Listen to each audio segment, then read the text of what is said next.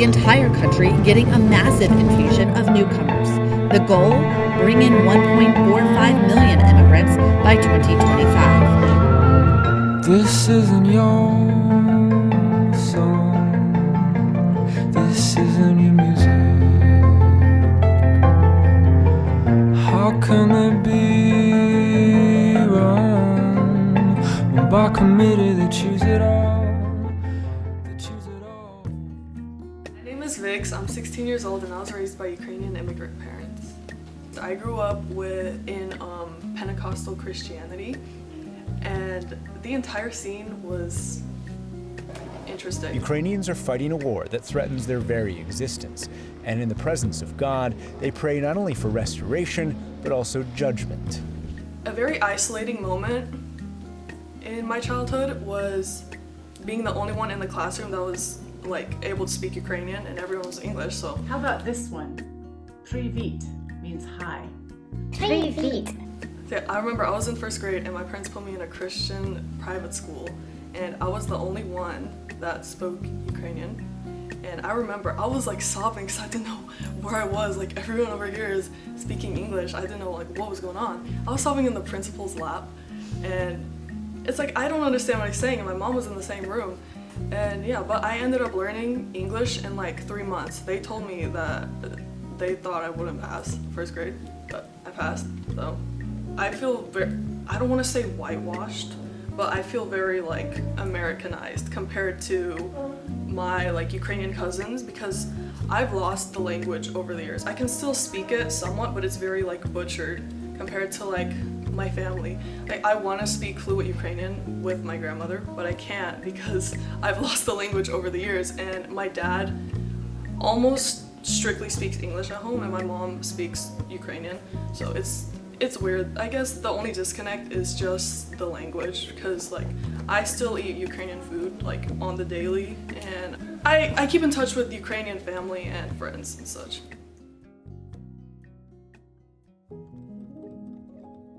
My name is Tiffany Struwig, and I raised immigrant children. Watching your kids struggle to find their place in a new environment can be incredibly difficult, especially when it's not seamless.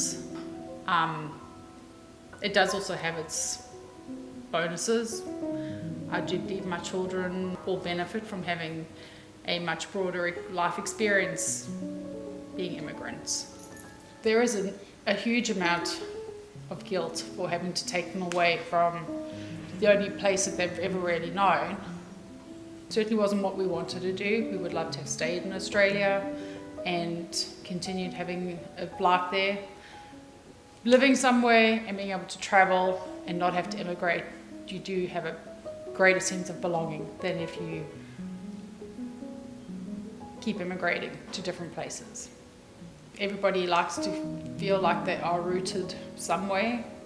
You don't want to feel like the only tree in the forest.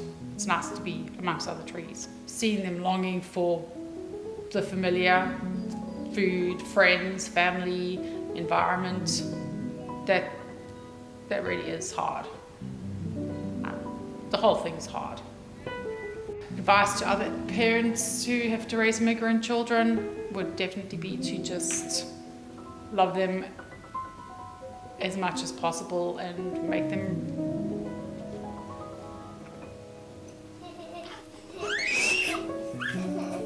so much for you quieting down before you go to bed. Make them realize that they're not lesser than, even though there will be other kids and people who try and make them feel that they are. And to try and make it as fun as it is, but try and keep a sense of normalcy as well. Just trying to keep pointing out the positives.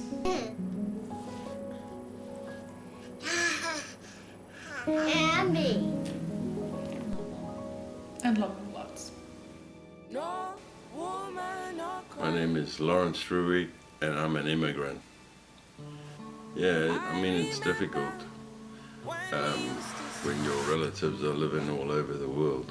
and in times when you need them, or they need you more than anything else, you can't be there for them because it's not, economically, it's not that easy to just jump on a plane and go back.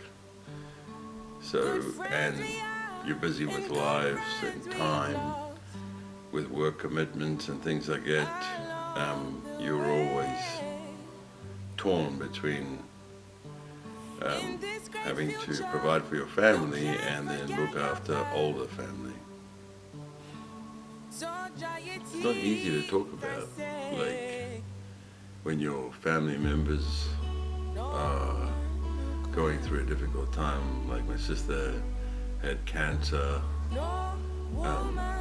went into remission and then had cancer again, and these sort of things, you can't be there for them, so you try to be, but through social media or the way you communicate. But it's not the same as being there, giving them a hug and telling them that to be there physically to give them support. Yes, my mom's getting old. She's like 82 this year, and yeah, it's difficult. They're getting older, and you want to like reconnect with them. Even though I spent half my life living away, more than half of my life living away from them, I don't know, you have some sort of duty that will feel like you should be there and comfort them and acknowledge everything that they've done for you to raise you. It's not an easy thing to live in a foreign country away from all your relatives. But at least the positive part of it, that you have your close family with you. I have 2 daughters and I have my wife, so that's our family, and that helps a lot. My name is Bridget Greenaway, and my best friend is an immigrant. Can't say that word clearly. We grew up together. She's like my best friend and my sister. I saw her as my family, so I don't know, I just kind of blocked it out. I didn't want to think about it because I was like, not going to see her, am I? Because like I made friends, but like I didn't have a close sister-like friendship, you know? I don't know. I don't want you to leave in the first place again. Bridget's just found out via Amber that she is coming to visit, and Bridget can't stop crying with joy. Here she is. Say hi. I wasn't happy, but I wanted her to be happy. Unfortunately, without me. You can't FaceTime whenever you want to, because it's not the same time zone, and you can't still have that same connection.